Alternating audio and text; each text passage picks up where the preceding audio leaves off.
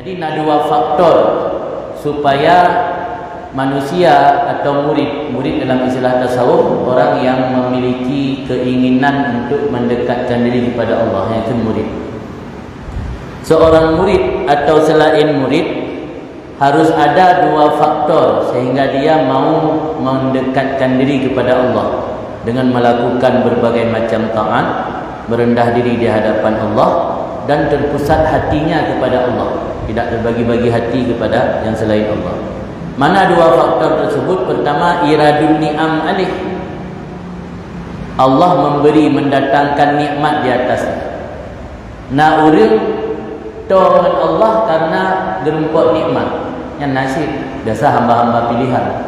Makin le Allah beri nikmat juga nya, makin besar rasa syukur juga. Makin le Allah memberikan nikmat juga nya, makin bertambah dekat juga dengan Allah.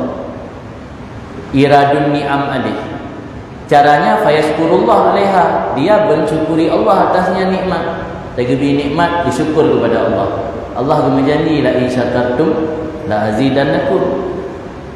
Wa yuqbil ala khidmatihi, dan menghadap diri di atas berkhidmat kepada Allah. Apa bentuk khidmat kepada Allah? Dengan ibadat. Ibadatnya adalah khidmat dari hamba kepada Allah. Faktor kedua yang membuat orang datang menghadap Allah, inzalul masaib fi badani aw mali. Allah turunkan musibah pada badannya dan hartanya. Yang dia yang dia bergebi bala dia baru tolong Tuhan, bergebi musibah dia baru daturi Tuhan. Nyawa tena harta, watena pemantang yang kita harapkan tercapai, nya dua Tuhan yang dia benar. Pinacit dirorok, makin gebi nikmat, makin bertambah dekat kepada Tuhan.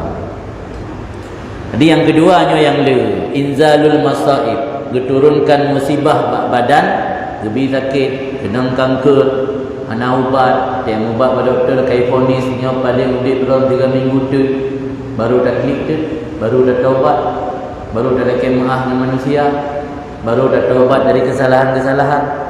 Jadi haru gebi musibah dia. Lagi ibarat anak mit, baru itim maafai, baru semati berkenang sepuluh. Ada yang dia kemenan, baru itim jamaah santri daya. Santri daya baru semati berkenang sepuluh, berkenang denda. Nah ladum dengan tabi hadiah, tabi prestasi, dia semakin semati. Nasib. Rajin belajar, merumpok ranking sa, merumpok ranking lehai, tabi hadiah, tabi prestasi, tak puji di hadapan teman-teman, semakin giat di belajar sehingga ukur merumpok ranking 2. Tabi hadiah lebih menarik dah, sehingga makin giat di belajar sehingga ukur merumpok ranking sa. Yang nak santri benar-benar. Nasi terbalik ni. Ni ada jujur hadiah tu hang membuat semangat ni. Baru yakin mafai dah support. Rasa mano cukup dari grup nang debu. Benar denda. Ditanya hamba lagi hancik dengan Allah Ta'ala. Nah kadang-kadang baru dah turi Allah, kembali kepada Allah, bergebi musibah. Yang ana gebi musibah yang dua je. Nyo yang dia, yang model kedua. Warubama kana zalika sababan fi tarkil istighal bid dunia. Terkadang-kadang adalah demikian, turun musibah pada badan atau turun musibah pada harta, itu menjadi sebab pada meninggalkan kesibukan dengan dunia dan menjadi sebab pada bergantung hati dengan Allah Subhanahu wa taala. Wa muradur rabbi, dan bermula maksud Tuhan dari hamba itu kembalinya hamba kepada Tuhan, apakah kembali secara sukarela atau kembali secara paksaan. Di Allah ingin tanya kembali kepada Allah. Handa tim kembali mencara sukarela, guyuwo mencara paksa. Banwo mencara paksa, lebih mesti pak. Ini ada cara tanya, ku pilih mendekatkan diri kepada Allah mencara sukarela atau preh Allah yang akan memaksa. Artinya ada preh Allah yang akan memaksa, ke preh mesti terlibat. Jadi kedekatan si roh hamba kepada Allah terjadi melalui dua proses penuh. Proses pertama cara lembut, yang kedua dengan cara kasar. Ku pilih cara lembut, ku pilih cara kasar. Yang pilih cara lembut, bersyukur atas nikmat Allah. Makna bersyukur, jangan memanfaatkan nikmat yang kagumi oleh Allah kepada selain jalan yang diridainya. Mata baik pakai pada tempat yang hana ridha Allah. Jaro baik pakai pada tempat yang hana ridha Allah. Bina anggota 7 yang nak tanya, baik dah pakai pada tempat yang hana ridha Allah. Yang mati mendekat diri kepada Allah dengan cara lembut. Oh, menyahan dating dengan cara yang kata cok proses kedua, mendekat diri kepada Allah melalui cara kekerasan. Tapi harus ingat, menyota tempuh cara kekerasan nyan hanaso pastikan tanyo ku betul hamba pilihan Allah atau bukan.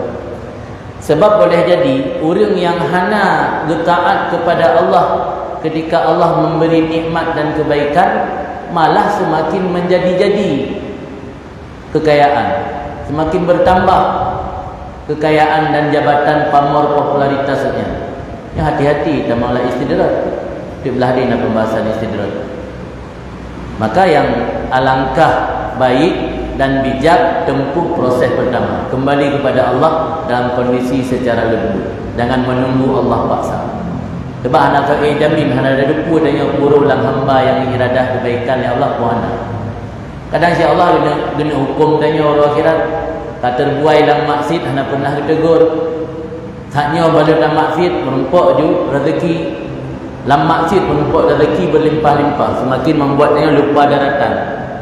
Ya, hati-hati. Jadi bak preh-preh hidung tengah hidung preh paksa oleh Allah untuk uang Allah. Kau jangan paksa-paksa. Gepelih je layang, teh-teh kan mati ham merumpuk taubat.